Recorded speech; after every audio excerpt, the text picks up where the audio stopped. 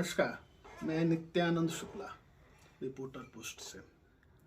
आज हम एक ऐसे इशू पर चर्चा करने जा रहे हैं जो भारतवर्ष के हर वर्ग से संबंधित है।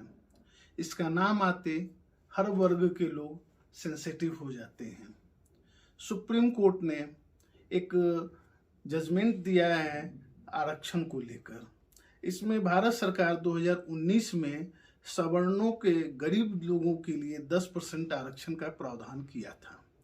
इसके तहत जो सवर्ण में गरीब वर्ग से जो लोग आते हैं उन्हें नौकरी में और शिक्षा क्षेत्र में 10% का आरक्षण का प्रावधान किया गया था।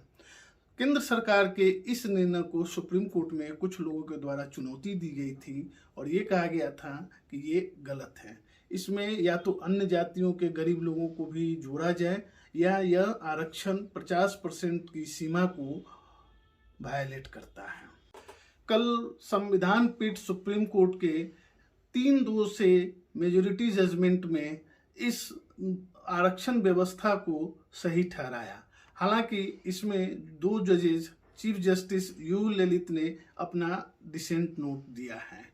उनके अनुसार 50% आरक्षण की सीमा का यह उल्लंघन है जो संविधान की मूल भावना को प्रभावित करता है। बाकी 3 जजों ने यह कहा है कि यह संविधान की मूल भावना को प्रभावित नहीं करता है। इसमें मैं आपको बताना चाहूँगा कि जो यू ललित ने कहा है, आर्थिक आधार पर आरक्षण देना गलत है, यह संविधान के मूल ढांचों के विरुद्ध है। देश की आबादी का बड़ा हिस्सा SC, ST और OBC वर्ग का है। उनमें कई बेहद गरीब हैं। EWS कोटा इस वर्ग के गरीबों को इससे बाहर करने का भेदभाव दिखाता है। संविधान भेदभाव की अनुमति नहीं देता है। इस तरह की अन्य बातें कही गई हैं।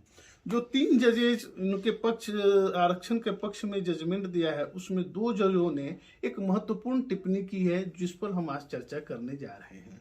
2 जजों ने कहा है कि देश का 75 वर्ष हो चुका है आज़ादी का और फिर भी हम आरक्षण व्यवस्था में विश्वास रखते हैं। इस आरक्षण व्यवस्था की एक समय सीमा निर्धारित होनी चाहिए। ये आरक्षण व्यवस्था अनंत काल तक के लिए नहीं दिया जा सकता है। इस पर लोगों के 2 तरह के विचार हैं। कुछ लोग जो आरक्षण से वंचित हैं, स्वाभाविक है वो इसके पक्ष में है कि आरक्षण की एक सीमा होनी चाहिए।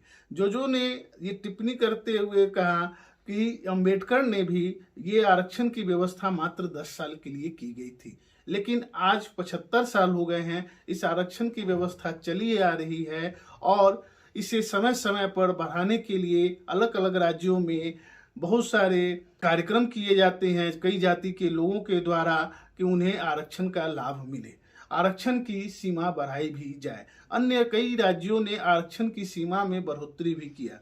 छत्तीसगढ़ में 80% से ऊपर की बढ़ोतरी की गई। झारखंड में अभी हाल ही में 70% से ऊपर की बढ़ोतरी की गई है और कई और राज्यों में जैसे तमिलनाडु में 69% की व्यवस्था है। तो अब प्रश्न ये उठता है कि क्या आरक्षण की कोई सीमा होनी चाहिए? जो वर्ग इसे कंटिन्यू करना चाहते हैं उनका कहना है कि 75 वर्ष बाद भी इस देश में अभी तक नागरिकों के बीच में समानता नहीं आ पाई है। अभी भी बहुत सारे ऐसे गांव हैं जहां पर दलितों के साथ, आदिवासियों के साथ स्वर्णों के द्वारा भेदभाव देखा जाता है। तो क्या प्रश्न उठता है कि भेदभाव खत्म करने के लिए शिक्षा क्षेत्र में और नौकरी के क्षेत्र में आरक्षण की व्यवस्था बनाए रखनी चाहिए। उठता है कि आरक्षण देने से हर वर्ग में समानता आएगी। अगर जो हम नौकरियों के डाटा पर जाएं तो जो भी राज्य हो, किसी भी पार्टी के द्वारा शासित राज्य हो, सरकारी नौकरियों की संख्या घट रही है। आउटसोर्सिंग पर लोगों को जॉब पर रखा जा रहा है। तो जॉब एक माध्यम केवल नहीं हो सकता है कि आरक्षण के आधार पर वर्ग में समानता है। जब तक लोगों को आर्थिक रूप से सुदृढ़ और संपन्न बनाने की दिशा में प्रयास नहीं होगा, ऐसा नहीं लगता है कि आरक्षण देश में हर वर्गों को एक समान प्लेटफॉर्म पर लाएगा। 2019 में पूर्व केंद्रीय मंत्री स्वर्गीय रामविलास पासवान ने लोकसभा में चर्चा करते हुए इस विषय पर अपना मत देते हुए कहा था कि 60% का आरक्षण इस 9वीं सूची में डाला जाना चाहिए और ये केवल सरकारी नहीं प्राइवेट नौकरियों में भी आरक्षण की व्यवस्था होनी चाहिए, क्योंकि सरकारी नौकरियों की संख्या घटती जा रही है। जो लोग इसके विरोध में हैं उनका ये कहना है कि जब देश में राइट टू इक्वलिटी है तो फिर हर व्यक्ति को समान अधिकार नौकरियों में क्यों नहीं है। ये आप लोगों पर निर्भर करता है कि क्या वर्ग में समानता लाने के लिए शिक्षा और नौकरियों में रिजर्वेशन जारी रहे या और अन्य विकल्पों पर भी विचार किया जाना चाहिए। धन्यवाद।